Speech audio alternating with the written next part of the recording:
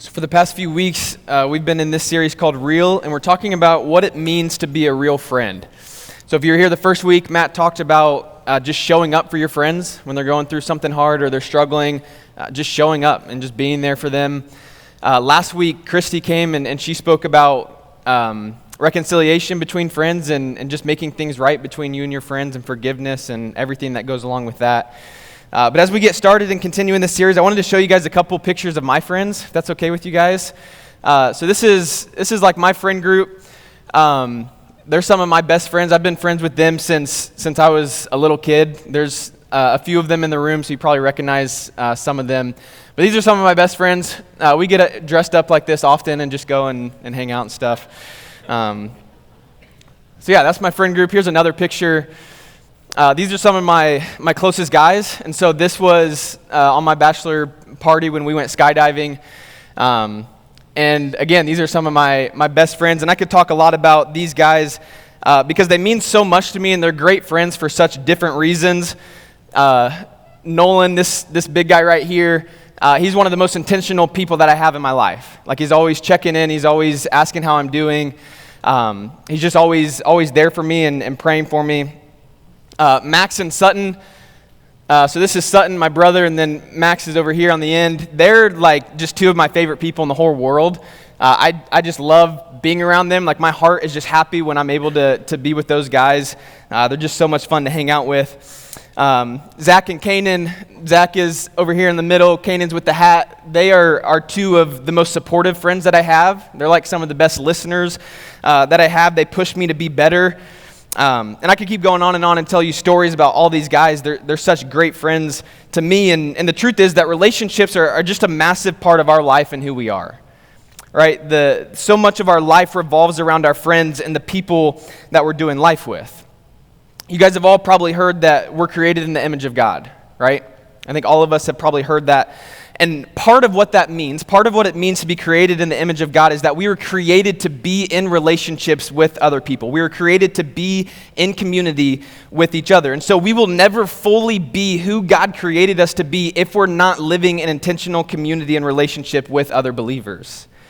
One of my deep desires for all of you is for you to have these types of people in your life, to have this type of community, is to have the people and friends in your life that you love and they love you, and you guys are just doing life together. But one of my fears is, and I say this because I've lived it and I've seen it, my fear is that a lot of our friendships are actually pretty surface level. Like, a lot of our friendships are just that we enjoy spending time with them or hanging out with them, but we don't really do life with them. We don't really know what's going on in their life. We're not really a real friend, what we've been talking about these last few weeks. If you were here the first week, one of the questions that we had during our small group time is what makes a good friend?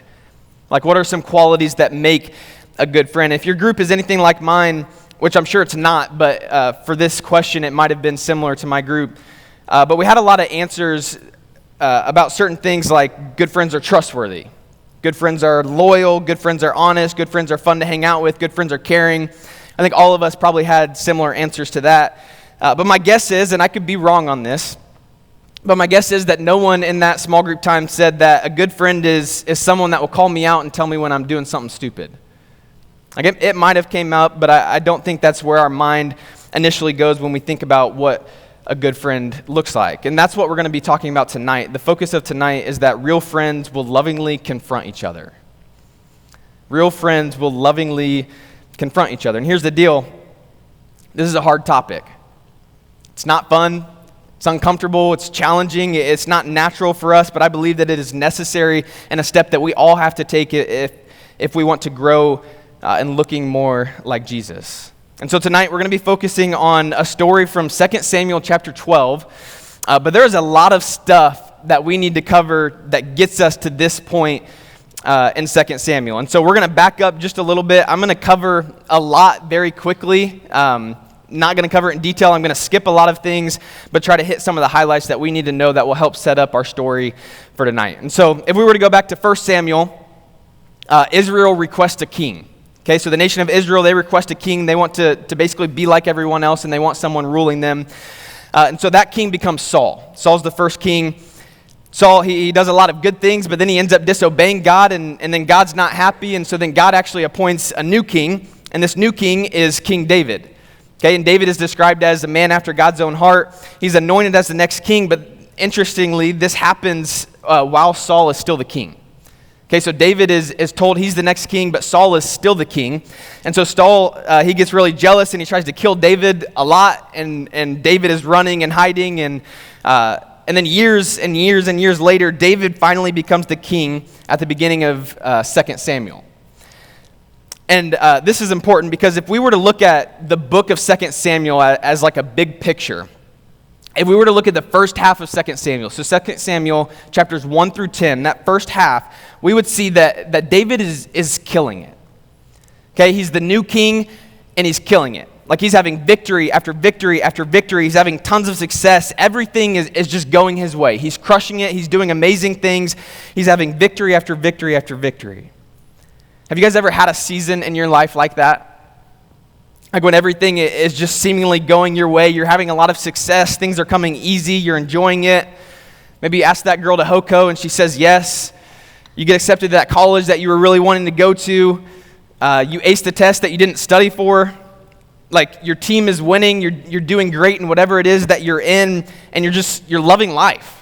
Right? Like everything is going great, everything is going your way, things are easy, and you just feel like you're on top of the world. David had to have felt like he was on top of the world at this point because he kind of was, right? Like David, he's having all of this success, he's on top of the world, but then his life completely changes.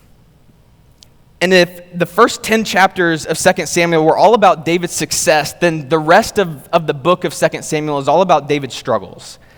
And if I can give you one verse that I think speaks to the reality of what happened in David's life, it's this verse. 1 Corinthians 10:12. If you think you are standing strong, be careful not to fall. David was strong. He was the king. He was on top of the world. He was having all this success. And then he fell. And he fell really hard. If you've ever been to the beach, then you'll understand this. But before we get into that, one of the questions was beach versus mountains. And I'm just curious, by raise of hands, who's a beach person? Okay, who's a mountains person? Okay, so I'll be very honest. I'm kind of scared of the ocean. Okay, like I do not like the ocean. It scares me. Like I'm not a fan. There's a lot of stuff going on out there in that body of water. Like I think the stat is some like 75-80% of the ocean. Like we've never discovered. We don't know what's out there. It just freaks me out. There's a lot going on out there. I can't say that. Shark Week. Anyone seen it? No, thank you. Right? Like I'm staying as far away from that as I can. But anyways, when we were growing up, we would go to the beach and the ocean, and we'd play in the ocean, and my two brothers and I would go out and play in the waves, and we'd be jumping in the waves and swimming and all this stuff, and sometimes we'd swim out and see how far we could get. And I can't tell you how many times when this would happen, when we'd be out there swimming, playing, having a good time, and then we would look at the beach, and we would not see our parents.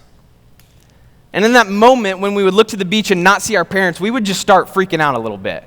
It's like, what happened to them? Where'd they go? And so we would swim into the shore, and when we finally got to the shore, we would realize that our parents didn't go anywhere. Right? Like they were right where they had been the entire time. But what we would realize is that we had been slowly drifting with the waves further and further away from where we started, and we never noticed.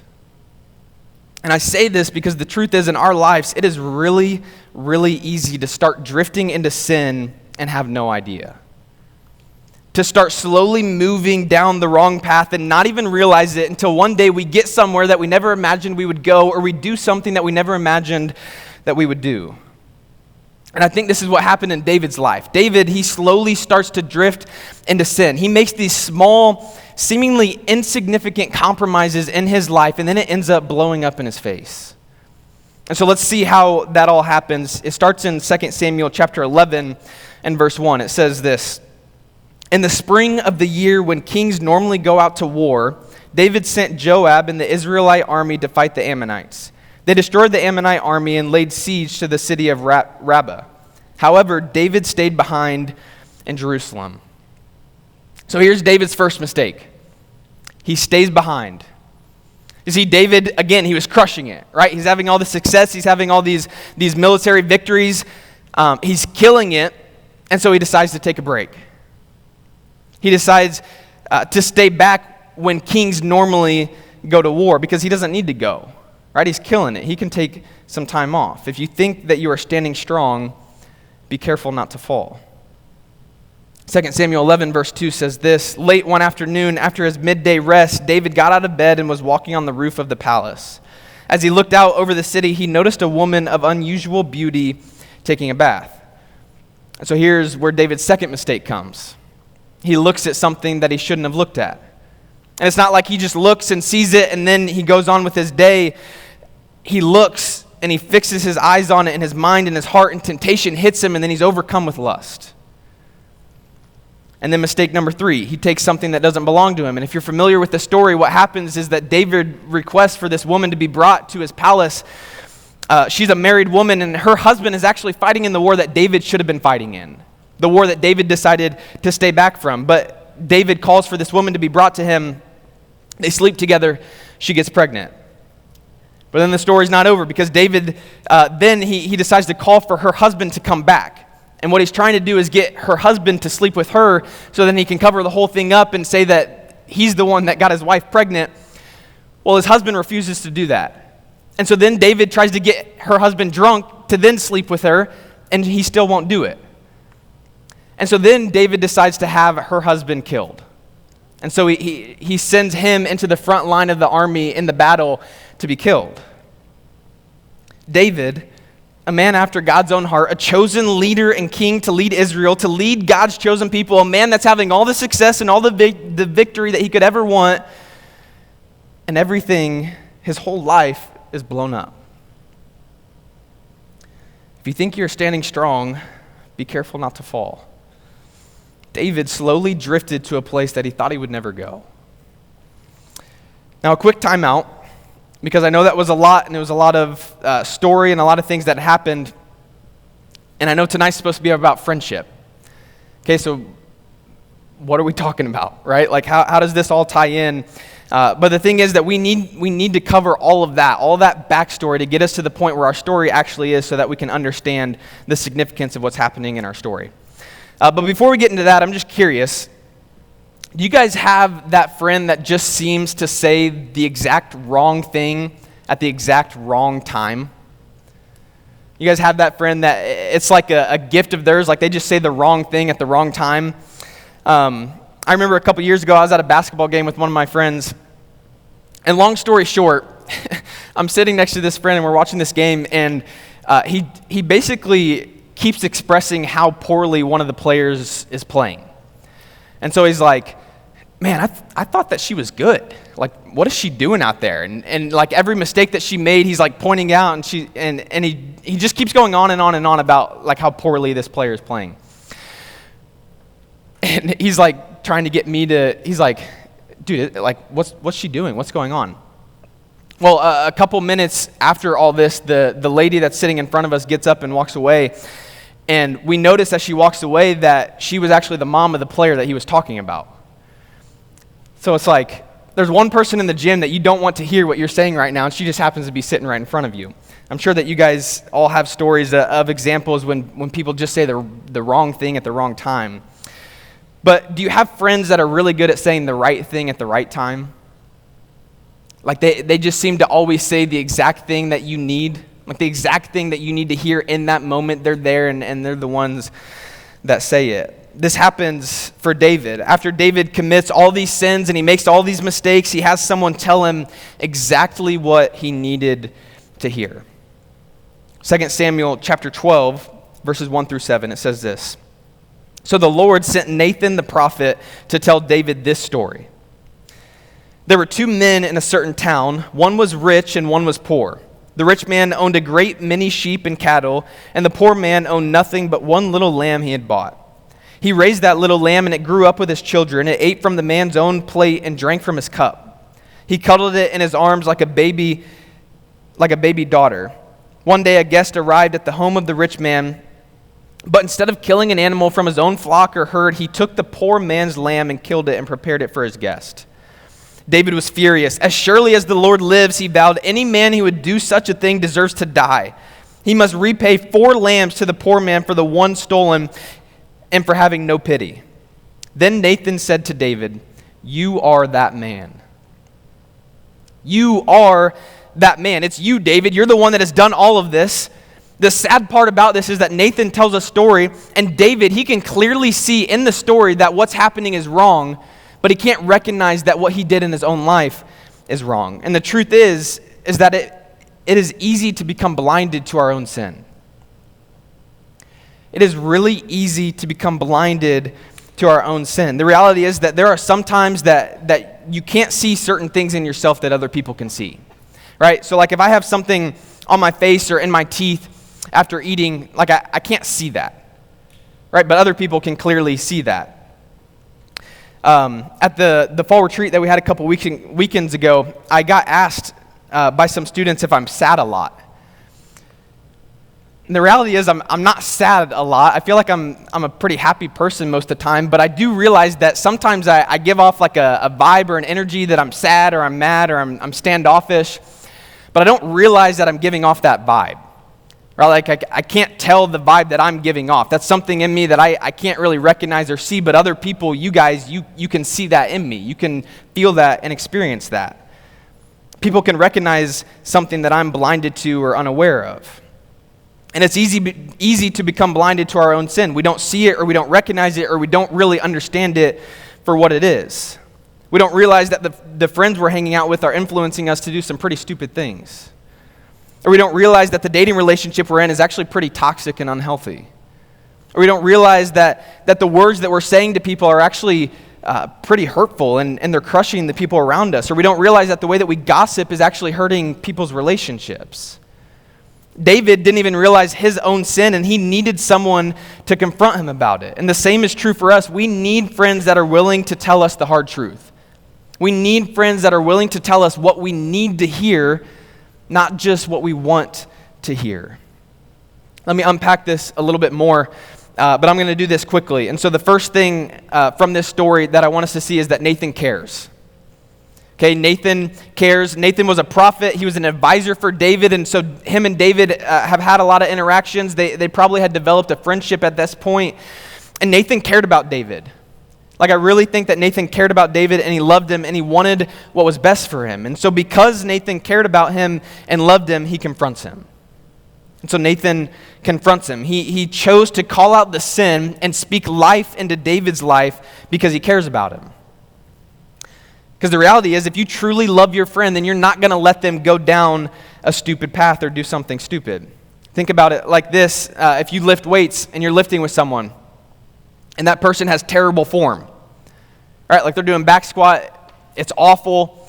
You're not just going to sit there and let them have terrible form when they're lifting, because that could seriously hurt them, right? You're going to speak up and you're going to say something to them. Your friend is texting and driving. That's stupid. Okay? Hopefully, whenever you see that, you're like, hey, don't do that, right? Put your phone up, because you know that that's stupid and that's dangerous and that something bad could happen when we do that. Imagine you read a bad book, or you have a bad meal, or you go to a restaurant that's really bad. You're probably going to tell your friends if they ask that, hey, it was terrible. I wouldn't read the book. It's not worth the time. I wouldn't go to the restaurant. It's terrible. Don't eat there. And so let me ask you this. Do you care enough about your friends to call them out and speak truth into their life? Do you care enough about them to call them out? Do you love them enough to maybe hurt their feelings by warning them that what they're doing is playing with fire? Do you love your friends so much that you're not willing to let them go down the wrong path? And let me clarify a couple things with this. The first is that in this, we have to check our heart and we have to check our motives. Okay, this has to be something that comes out of a place of love and concern and care for our friends, not a place of pride or judgment or anything like that. It's not a thing where we're like, dude, you're such an idiot. Like, what are you doing? Like, that's so stupid. I would never do something like that, right? It's, hey, I love you. and I care about you, and I want what's best for you, and that's why I'm bringing this up in this moment, but I'm worried that you might be making a mistake by hanging out with those people.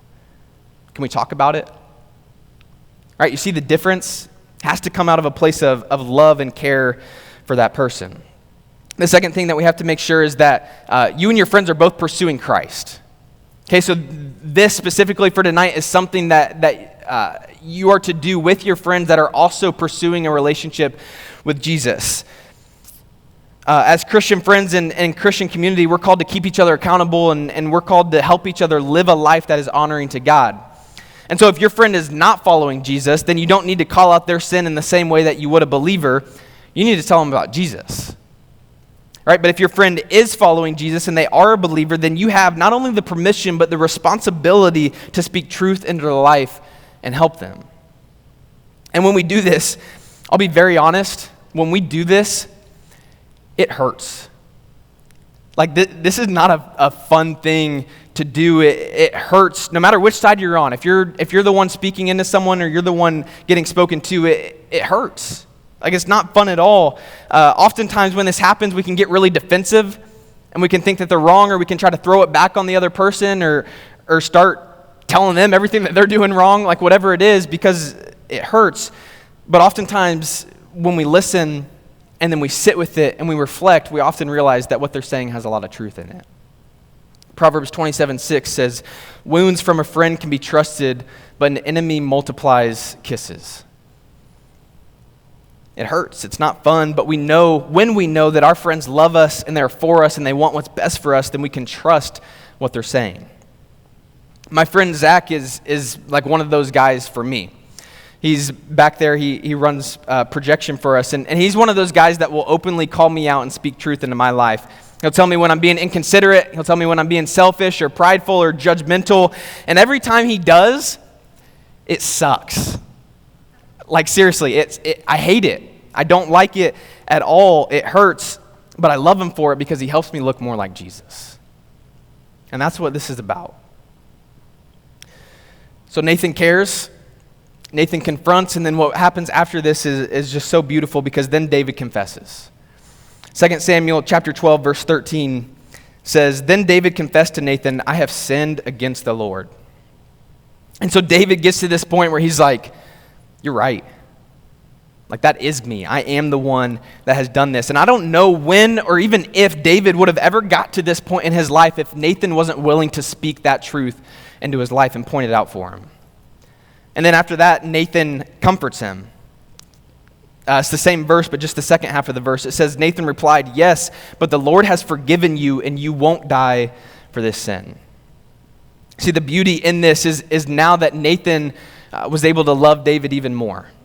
And for us, our job is not to just call out our friends and make them feel bad and then go on our way. All right, our job is to then walk with them and help them and continue to encourage them and support them and just help them live like Jesus in any way that we can. And not only that, our job is to share the gospel with them in these moments. I remember in my life when I was in high school, and I sinned greatly. Like I did something really stupid and just really messed up in a really big way. And I remember right after this happened, I called one of my best friends, and I'm talking to him on the phone. I'm just explaining everything that happened, everything I did, and like I'm sobbing. Right, like I'm struggling, I'm crying as I'm doing this. I'm filled with so much regret and guilt and shame. And in this moment, you know what he did? He reminded me of the gospel. He reminded me that Jesus loved me so much that he was willing to die on the cross for me, to pay the price of my sin so that I didn't have to, and that what I've done didn't change that reality, and that I could be forgiven and freed from this sin if I confessed it. And I'll be honest, I knew that, right? Like I knew the gospel. But in that moment, I needed to be reminded of it. Here's the reality. It's really, really hard to follow Jesus. It is really hard to live like Jesus. We're going to mess up time and time again, and so we need people in our corner that will help us when we've messed up. We need people that will help us see what we can't see. We need people that will help us stay on the right path. We need friends that love us so much that they're willing to tell us the truth and then help us walk in that truth. So let me ask you, do you have a Nathan in your life? Do you have someone that will call you out and speak truth into your life? Do you have someone that cares about you and loves you so much that they're willing to tell you what you need to hear, not just what you want to hear? And are you willing to take a bold step and actually give someone permission to be that person for you in your life?